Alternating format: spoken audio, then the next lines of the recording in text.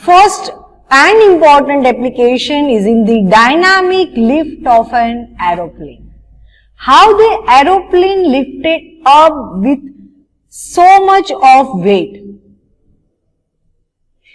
Sometimes we are wondering like that, how the aeroplane with so much of weight can lift up in the air.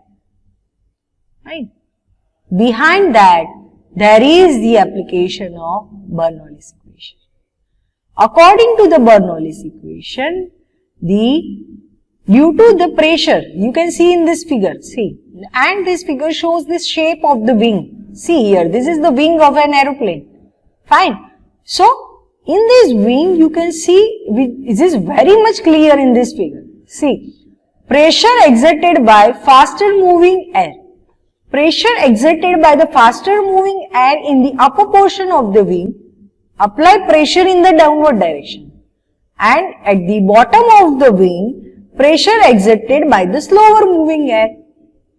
Fine. So, this slower moving air will give maximum velocity and this pressure exerted by the faster moving air will give lower velocity.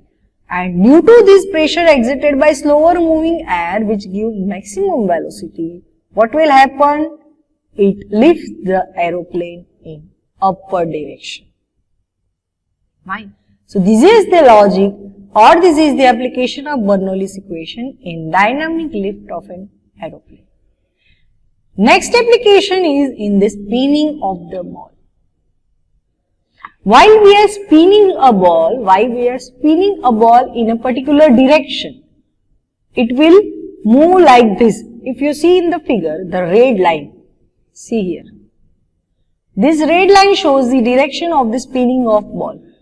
This curved ball uses its spinning motion to create a curve by using the air around it to cause the initial curve and it spins.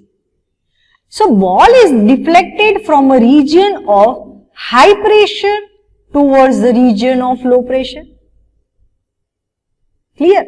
When we are spinning a ball, at the starting the pressure is high, and when it falls in a particular direction, the pressure is reducing. So, I can say that ball is deflected from a region of higher pressure towards the region of a lower pressure.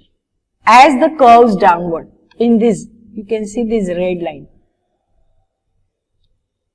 It shows the region of higher pressure to the region of lower pressure.